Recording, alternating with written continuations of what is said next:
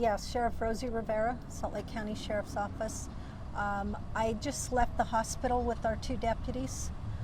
One deputy is going to be released soon in stable condition. He was shot in the face. And our other deputy is going to remain in the hospital in critical condition, but stable. He was shot in the eye. Right now, we just ask for our community to pray for our deputies and all of our Sheriff's Office family. This is a tough time. We do know that our deputies were doing proactive patrol this morning. They encountered an individual just on the grassy island north of the parking lot of the Sheriff's Office building. We're not quite sure what happened with the encounter, but we do know that shots were fired. And the individual that was involved is deceased. He's approximately 30 years old. That's just a guess because we don't know who he is yet. The protocol team is trying to identify him, but as of right now, we're not sure. He does look like he's possibly Hispanic, but that's not been confirmed, or the age. We don't know what he was doing here on our grounds. We are speculating that he might be transit, and the deputies were just going up to him to, check on him, and then something occurred. Right now, the protocol team is just finishing up with the scene. The investigation will continue for quite some time. And they were interviewing a lot of people. There were quite a few witnesses, and they're taking care of that as well. So right now, that we have not released the two deputies' names. Most of the family has been notified, but we do have one deputy that his immediate family has not been notified. They weren't able to locate them yet, so we won't be releasing their names until later once we get that confirmation. When you're talking about proactive control, explain a little bit more about that.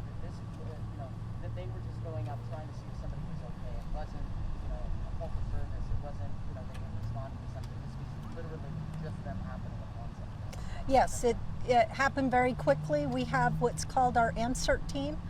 They do campus patrol for us, and what that requires them to do is to drive around the campus and make sure things are secure, and also to render aid if anybody needs aid. This individual, it appears, may have been on the grass. We don't know if he was asleep or not, but something occurred to get their attention to go talk with him, and then it happened very quickly where there was an encounter and shots were fired.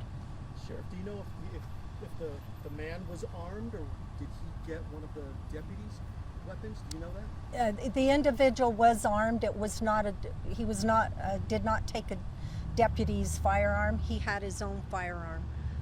We are confident in that, and that's what I want to make very, very clear is he had a firearm. The individual who is deceased, and he did shoot at our deputies, and our deputies shot back. Now, did the deputies, the two who were injured, Sheriff, did they shoot back at this man, or was it other deputies in the area? What I can tell you is there was a gunfire exchange.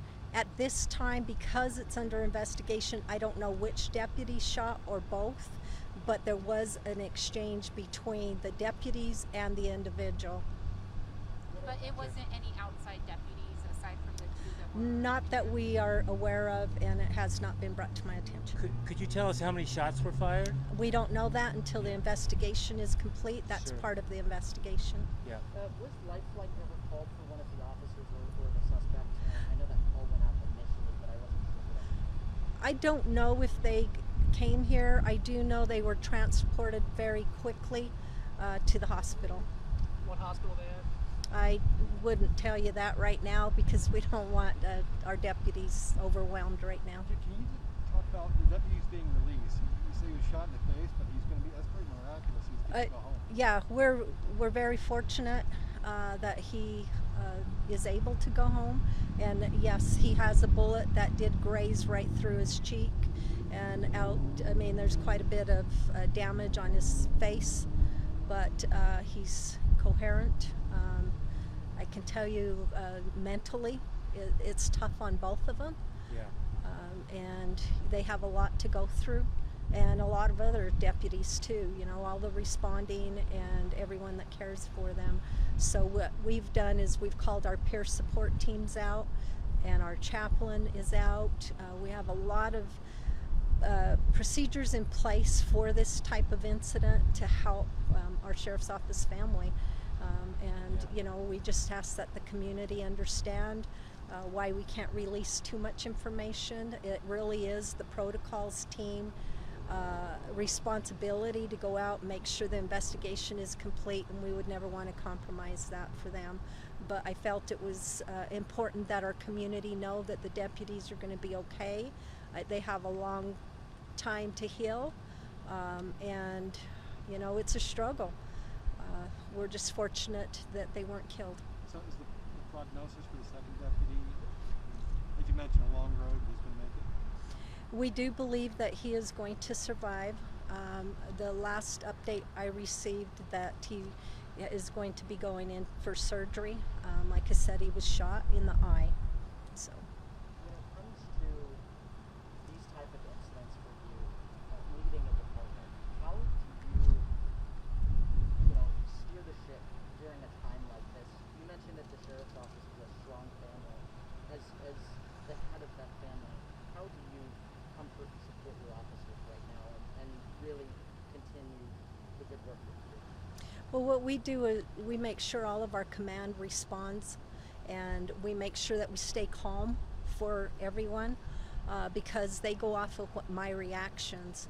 And if I can stay calm, everybody else tends to be, and that's something I've learned being in a leadership position for a long time.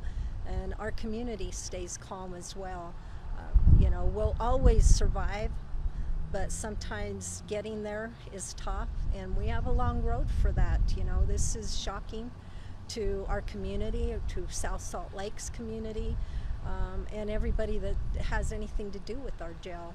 Our deputies typically work in the jail, you know, or do campus security. The odds of them getting involved in an officer-involved shooting is slim.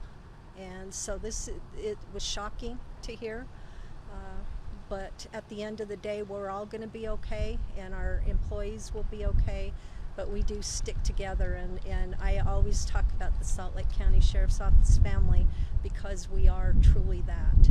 I do want to say, though, I've had multiple police agencies reach out to me and offer assistance and offer comfort and offer their prayers. You know, even from the governor's office, the mayor's office, and several law enforcement all over the state of Utah and outside of the state of Utah. So this law enforcement sticks together in these type of things, and you know, it's tragic, but we'll be okay, and it could have been a lot worse. Sheriff, do you know if any of the deputies had body camera footage on, or is there any surveillance video in the area? We do have surveillance video, and the protocol team has that. That won't be released until the protocol team's investigation is over, and it will be reviewed by the Salt Lake County District Attorney's Office. But our deputies that work in the jail do not wear body cameras.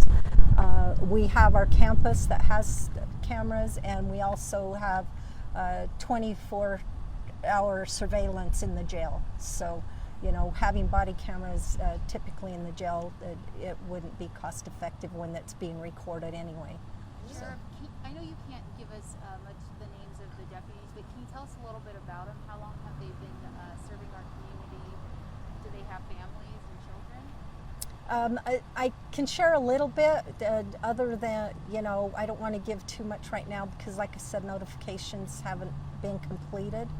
I can tell you they're both great individuals, and they're strong, and they were partners, and they care about each other, and they are in good spirits. And I think the way that they have responded has helped everybody else respond as well. How, obviously, this is a very rare occurrence for the sheriff's office, but how many other instances like this have happened in recent history? Somewhat recall some of those instances. Well, it's been many, many years when a sheriff's deputy has been killed in the line of duty. And typically it's those who are working on the law enforcement side doing actual law enforcement patrols. So that typically doesn't occur in a corrections facility like our jail. But Deputy Mike Welker was killed in 1993.